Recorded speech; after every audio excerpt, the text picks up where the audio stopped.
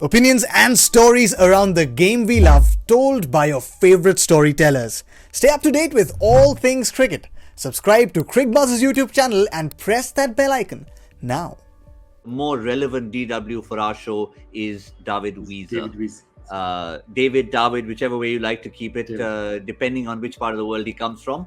But Weezer is going to play an important part, both with bat and ball. And that's the kind of impact we don't necessarily see in all teams in terms of a genuine 50-50 all-rounder, Joy. Yeah, and just look at those strike rates. 165, 200, gives you a couple of overs. His bowling is decent, but what he does is he's that really threatening lower order batsman. And any batsman who can play 6-7 for a team like South Africa, which is who he played for till 2016, is a devastating batsman at this level, because the kind of quality of bowling that he's already faced, in his career, this is easy pickings for him. So he's really vital to them, because one of the problems associate teams have is they have 3-4 good batsmen normally, and they prefer playing those batsmen up front. So in an associate team, if you get out the first 2-3 players, then they're going to struggle a bit, because, there aren't that many talented cricketers.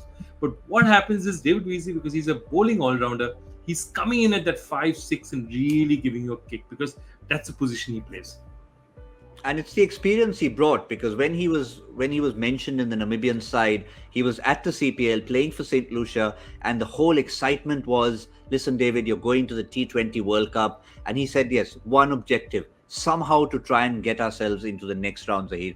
And it wasn't likely, because they were in a group where Ireland were likely to qualify, and of course Sri Lanka. And suddenly to have them upset Ireland and get in ahead of them was full credit to a lot of them, but Weezer in particular bringing his experience. It's competitive all around, and then it's about crossing those hurdles. So Namibia played World Cup back in 2003. So after that they've qualified now. So it's a big achievement for them. It has taken a long time, but they've managed to cross that hurdle. And this format is not an easy format. So on their particular day, even two batters going on and putting up a score gives you a chance of winning that game.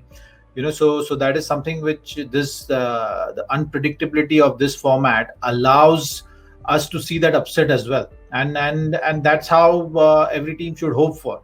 So you've crossed one hurdle, you'll see that at some stage even the bigger upset.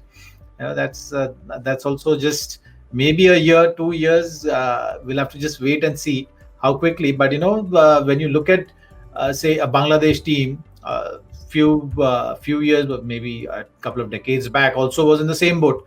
But now they're competing. They're regular fixture of all the big tournaments, and the regular test playing nation. Similarly with Afghanistan as well, we've seen their rise. Their cricket has progressed in a very nice fashion.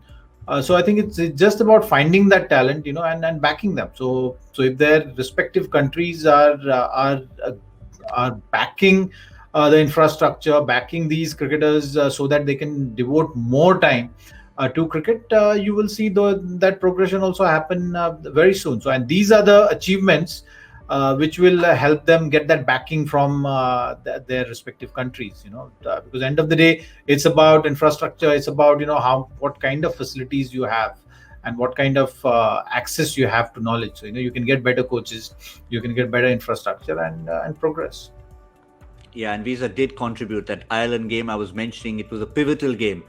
Everyone expected it would be Ireland getting through to that next round, but Weezer's Richie Beno that he did in a 2 for 22, and as well as his quickfire 20 plus, helped them get through. 28 of 14 balls to be exact. But Joy, what Zaheer was mentioning, the good thing about them getting to this stage is that they have 5 big games to play, and that's what will help them. One against an associate nation, but they will be playing against India, Pakistan, Afghanistan, and New Zealand. And just the experience of those 4 games, no matter what result it might be, is what will matter for Namibian cricket. Absolutely. I mean, again, I go back to what Zaheer was talking about, 2003 World Cup. Just playing against top quality sides just makes such a difference to players. It changes careers, because you're suddenly seeing what they play, and you can have all the practice and all the video in the world. It does not make a difference. The other thing is playing in front of big crowds. we talk about it. Very few people from associate nations have that opportunity where there are 40,000-50,000 watching a game. That it's both exciting and very, very scary when you walk out there and you're looking around. You're used to, like Namibia was the quote that their captain gave, that they're used to about 5-10 family and friends sitting around, making tea, waiting from them. They know all their fans personally. They're going to come and play against India, and they're going to look at the stadium, and it's just a completely different feeling. And I think it'll do them a lot of good. They'll go back, and most importantly, they'll have that team, those players. They'll have memories for life about a tournament where they finally. It's something like India playing a World Cup football tournament. Even if you don't win, to be able to play with the best teams in the world is something different.